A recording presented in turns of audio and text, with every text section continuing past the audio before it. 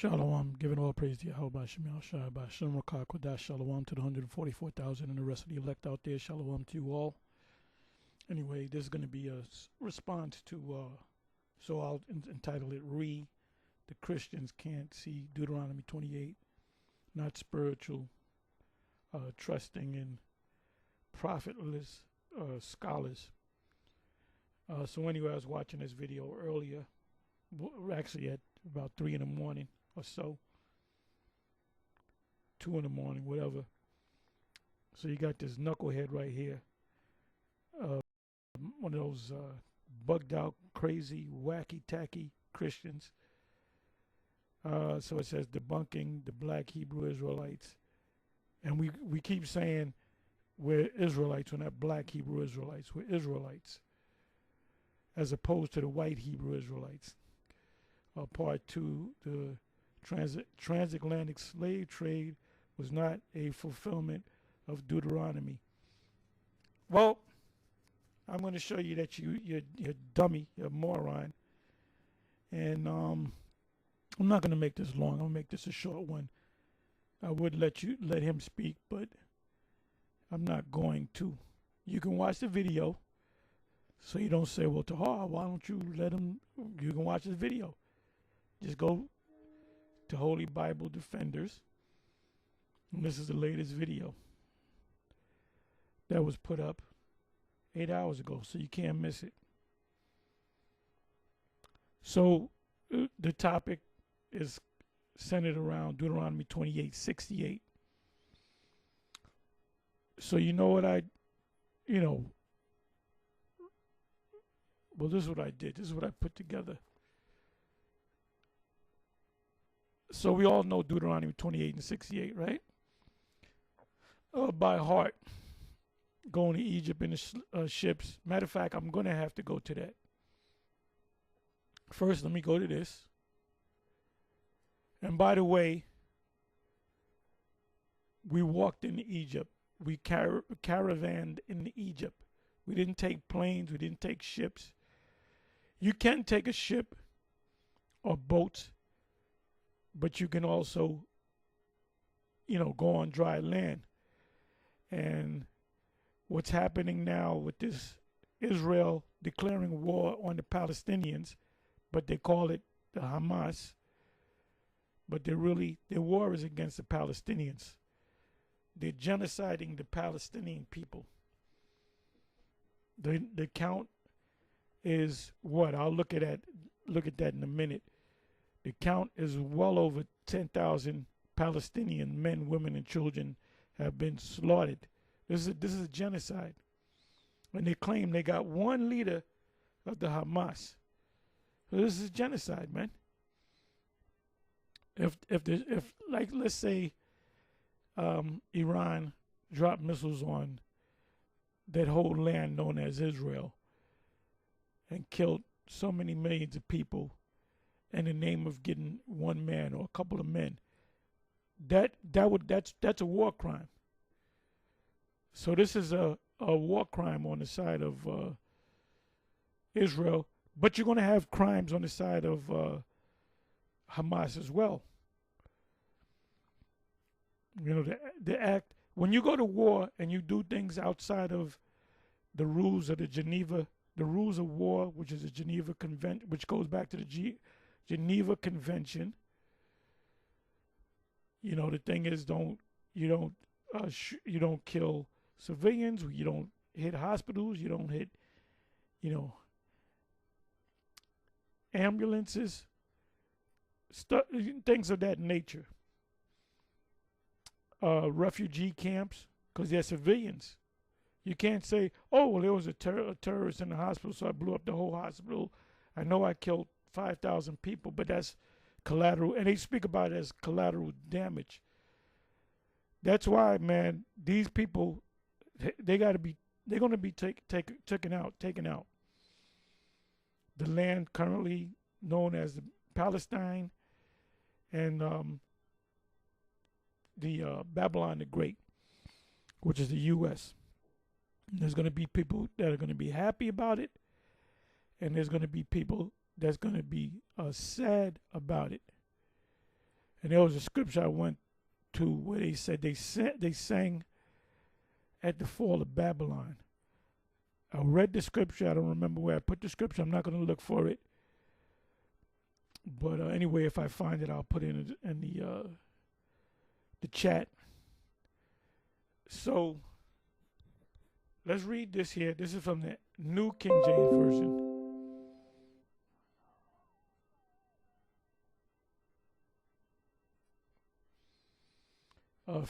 Futile confidence in Egypt. Now we know that this Egypt is talking about spiritual Egypt. It says, woe to the rebellious children, which are Israelites, rebellious Israelites, says Yahweh, who take counsel, but not of me. How does the Most High give his counsel? Through the prophets.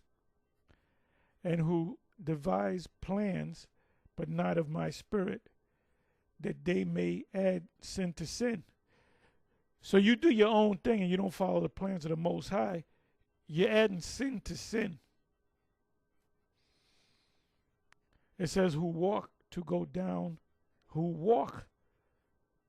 The word there is most likely, I'm not going to go to it, is most likely halak, which means to go.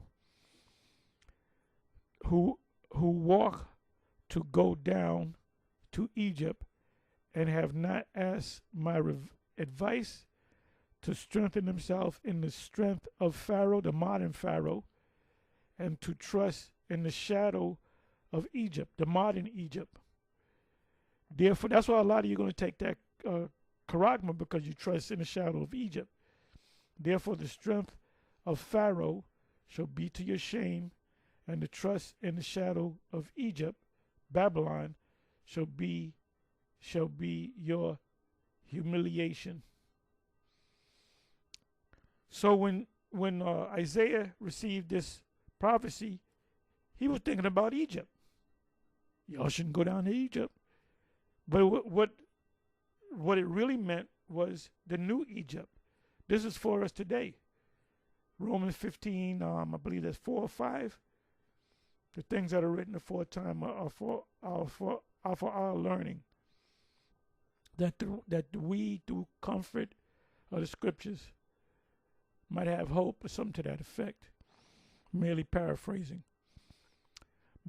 So in the second verse it says, who walk to go down to Egypt. You know you can walk or go, get on a caravan, chariots, horses, and you can go on land to Egypt. Let's look at a map. Now currently, this is the Gaza Strip. Gaza. They're bombing the hell out of Gaza. And really what they're doing, there's a reason why they're actually doing it. They decide to do it. I'm not going to tell you what that reason is. Anyway, it's always for mineral resources. So they're saying you got to go south. When you go south of Gaza, that's Egypt. That's Egypt. Down in here, Egypt, you got Libya, which is Pawat. You got Cush, which is down here. Canaan, which was over here. So now this right here, let me do this. This is the end of Gaza. So let me see. Bear with me for a minute. All right. 5, 10, 15,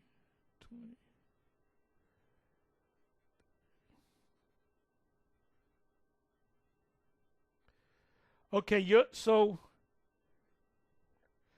from the end of Gaza, from the southern tip of Gaza, going down into Egypt, if I bring it up, if I open, let me back this back. She says here, Gaza Strip. Gaza Strip. Wait till this thing opens up.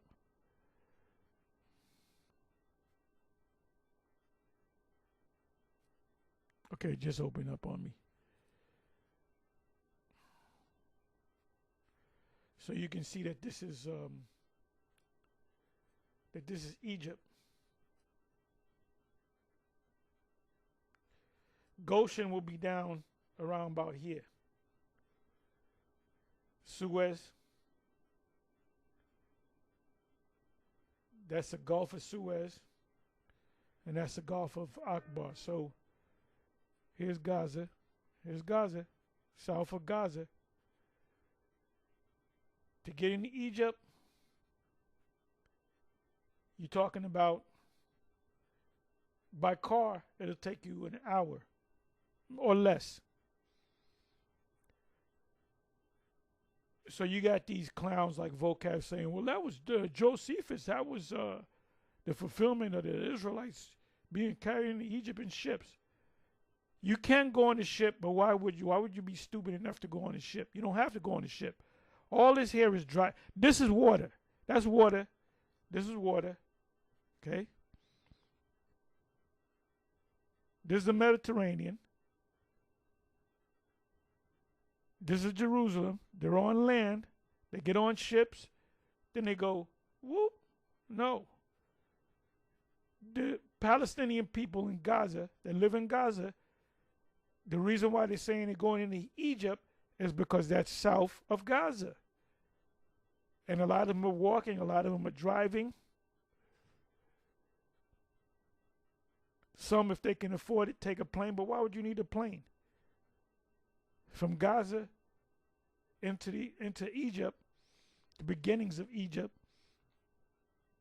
is not even an hour car ride, an hour at most.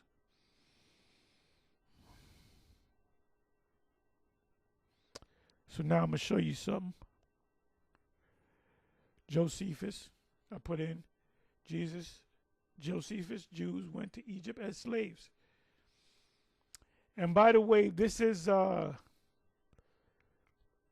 why the Israelites of Alexandria, Egypt, was so large when they came in as pilgrims into Jerusalem for the 3 times of the year, Deuteronomy 16 and 16, is because they were going in there during the time of Ptolemy the first Soter. And this was long before the Lord came on the scene. And by the way, when it says, the scripture, prophecy says that my son shall come out of Egypt, because he went down to Egypt. Why did he go down to Egypt? They say, because there were black people. That's half right. He went to Egypt because there was a large Israelite community. I don't know how many millions of people. There was a large, when the Israelites went up to Jerusalem for the Passover, for the 3 times of the year, they were noticeable. That was the biggest group of Israelites outside of Palestine. So you can understand. So it says in Josephus' history, it is claimed that after Ptolemy the first Soter took Judea, we're going to get some years involved. We're going to find out when they went down. He led some 120,000 Israelites, were Jewish captives. They went into captivity because that was during the time of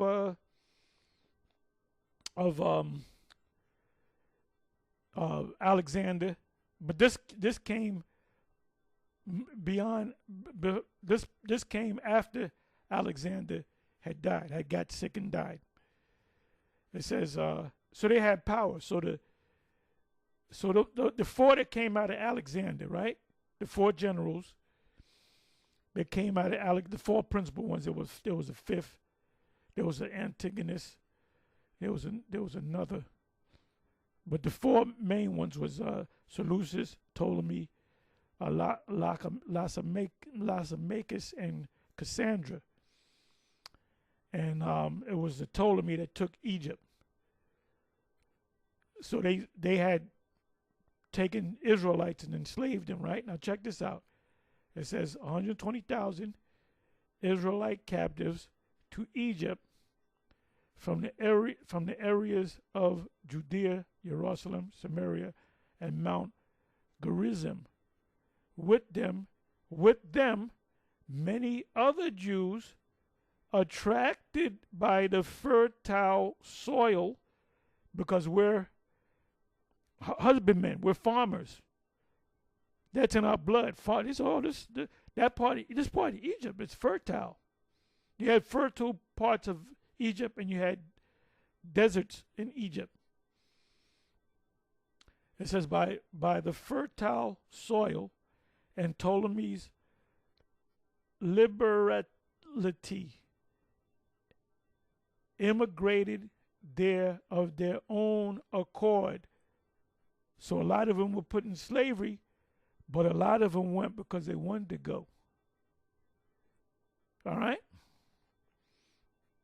So let's go to Ptolemy. So this is Ptolemy the first Soter. Give me a second here.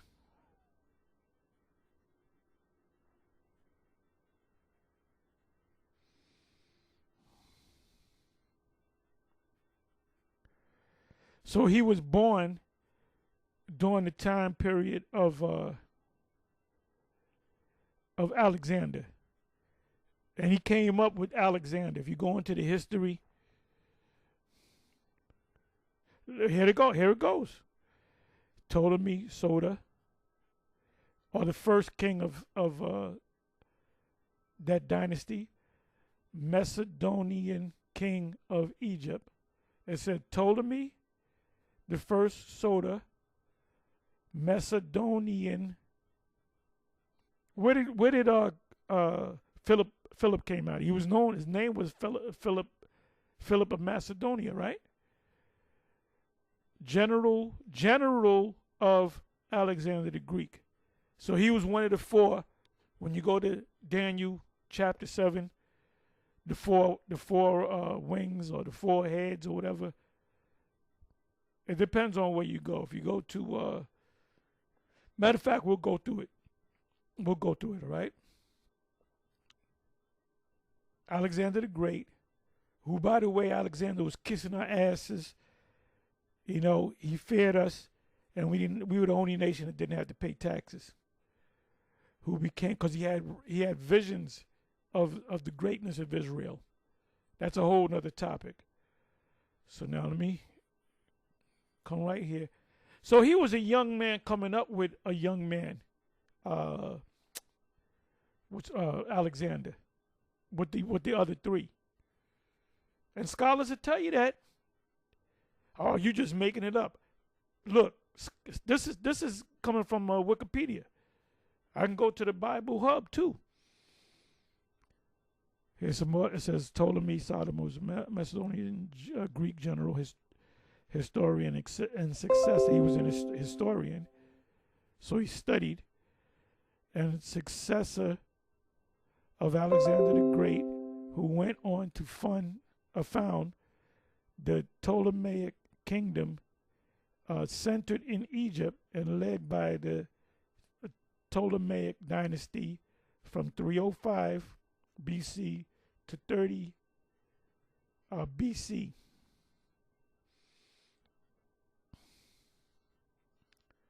Died 84 years old, Alexandria, Egypt. Children, Ptolemy II, Philadelphus, Arsenio II, Ptolemy, Seraos, Maliga, spouse, Artekama, Bernice the first of Egypt, Bernice, the daughter of Bernice was right. This is the daughter of Bernice. Bernice, and you got Bernice, Syra, and she's also mentioned in Daniel 11. Ptolemy the third, children, Ptolemy the third, Euergetes. More, I'm not going to go into that. parents, lagos, siblings, Menelaos.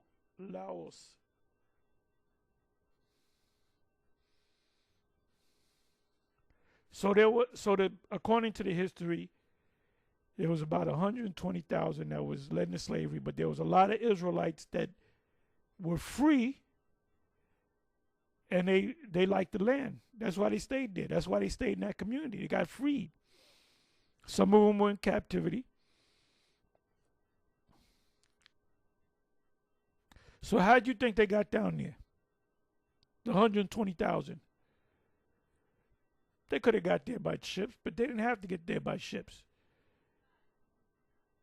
They made their way down there, which in chariots and so forth, coaches and so forth, horses, it might have took half a day. It might have took half a day if they were moving slow. Hell, if you walk from Gaza down to Egypt, it'll take you a couple hours.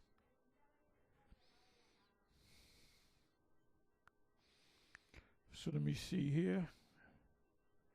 So I'm giving you the history, fool.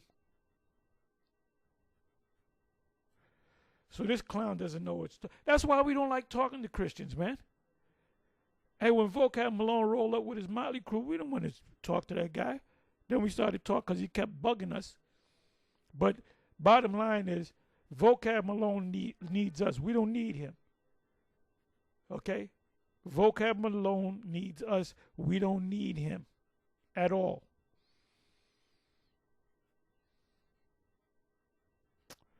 So now let me do this. So if you go to Deuteronomy 28:68, it can't be talking about the Jews during the time of Ptolemy the first soda, which means soda means savior. And let me do this. You got these people, even scholars. Let me go to Deuteronomy. Then I'm going to close. Deuteronomy 28:68.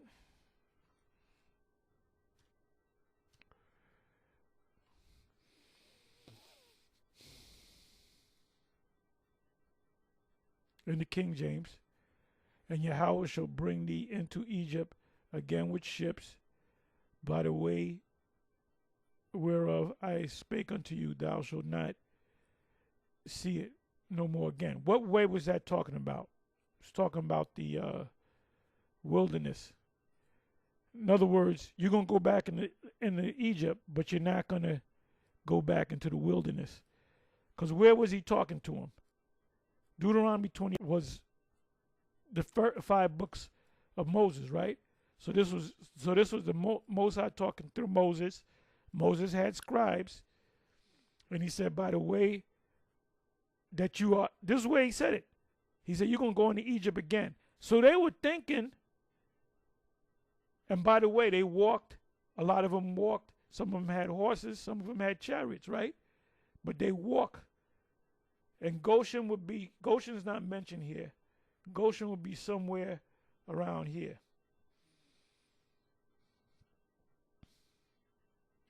They came into the wilderness for 40 years. So it said, by the way, wherever I spake unto thee, thou shalt see it no more again. So you're not coming back over there to the wilderness, but you're going back to Egypt. So Moses didn't understand what that was talking about. It's talking about slavery, transatlantic slavery. Now let me do this. Let me come back. Give me a second so these pixels will come together.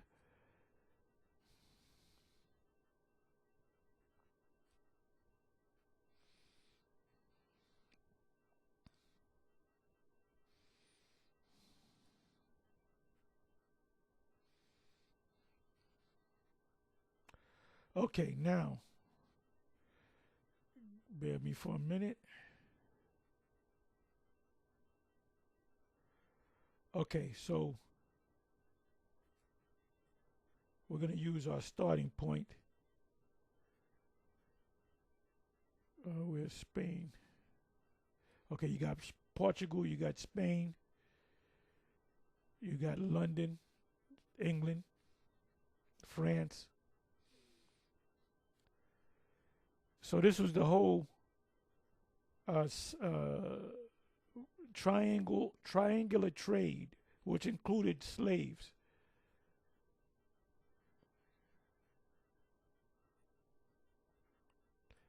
From here down over here, Portugal, Spain, went into Africa. Trade went from London down into here, West Africa. So that's one part of the triangle.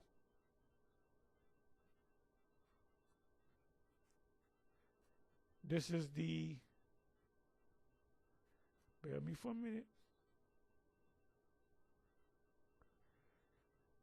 Bear me for a minute. Okay. So this is the second part of the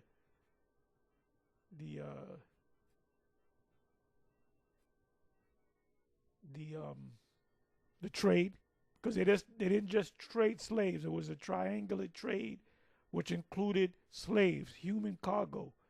This is the fulfillment of Deuteronomy 28 and 68. On ships. Why they have to take them on ships? You couldn't ride a horse over the water. By the way, this is the Atlantic.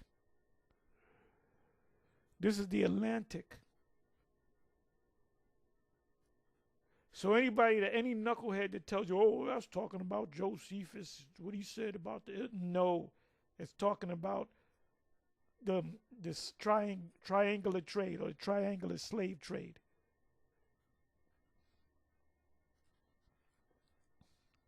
You know what I'm gonna do? Let me do this.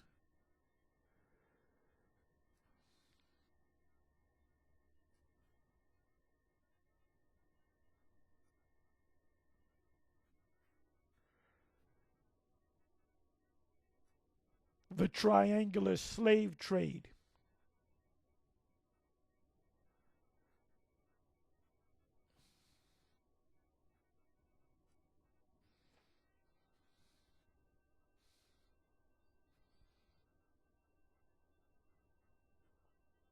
Okay, I got transatlantic slave trade, but I'm gonna go triangular. Triangular slave trade.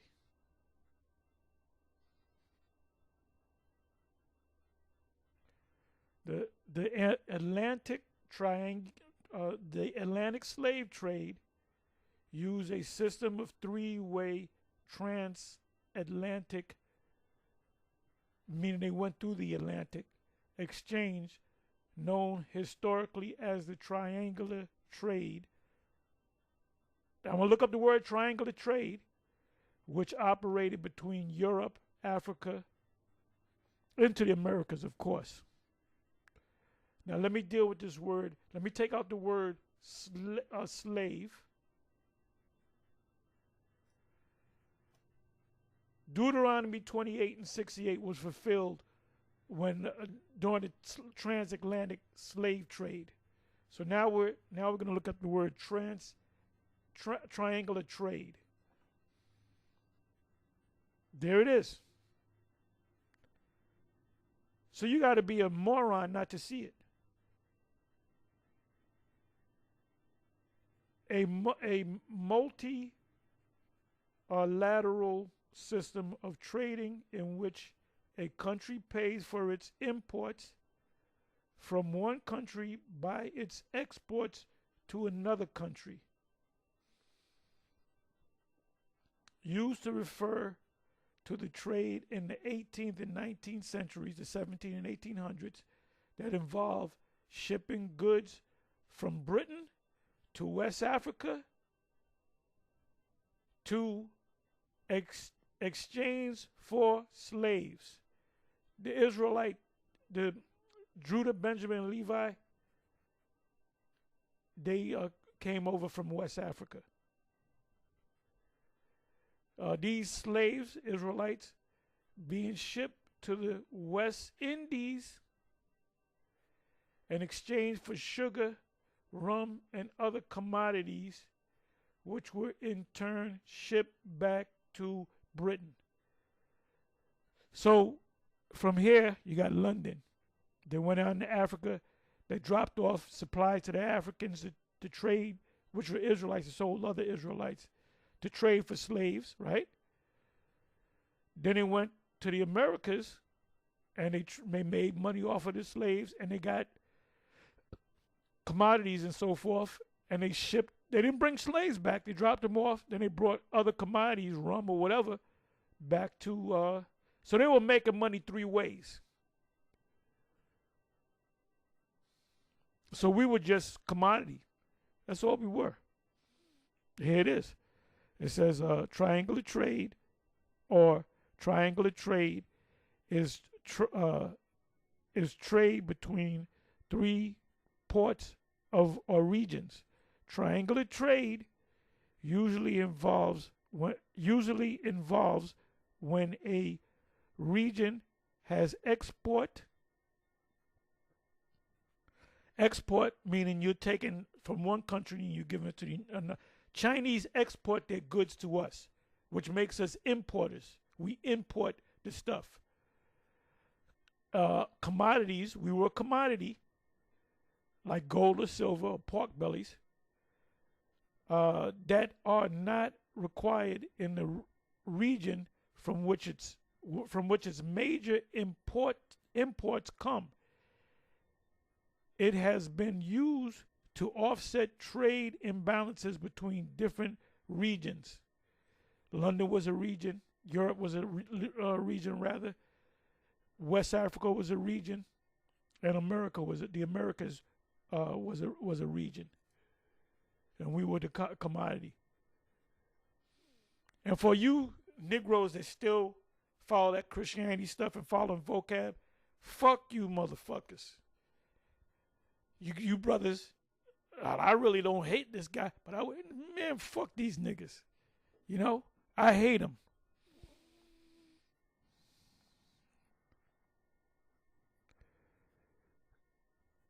Okay, it says the Atlantic slave trade used a system of three-way transatlantic exchanges, known historically as the.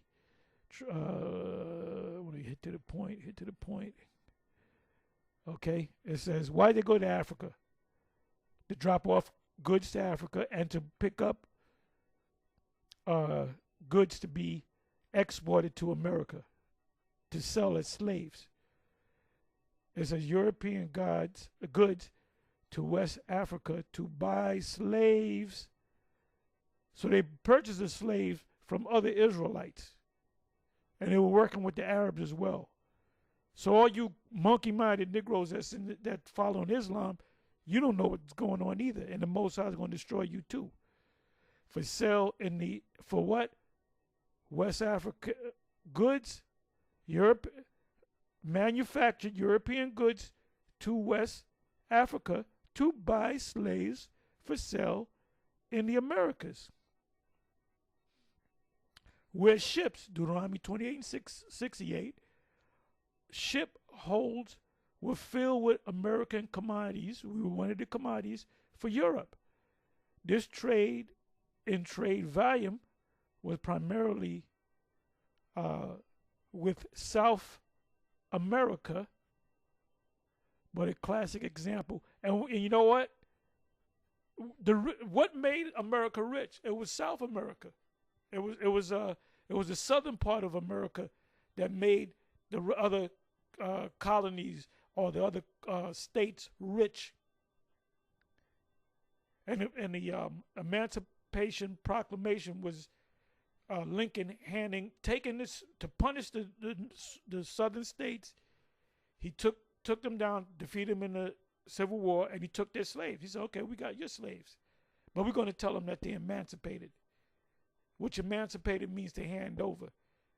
They took your slaves as a punishment and handed them over to the U.S. government. But then you got these people, you know, when we hit the scriptures on he that leaves in captivity is going into captivity, they don't want to see it that way. You're going into captivity. You're going into captivity. You're going to be sold on auctioning blocks. It's going to be mandingo all over again, but change the faces. For you white people out there, you Edomites, watch the movie Roots and just change the faces. And that's you in the future. I watched the movie 12 Years a Slave. And this guy was free, and they put his ass back in slavery. Watch that movie and change the faces around.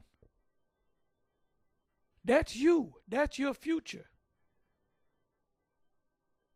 And it's nearer than when we believed.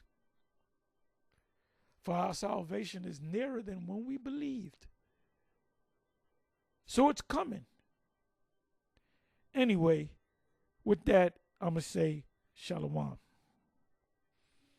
On to the next.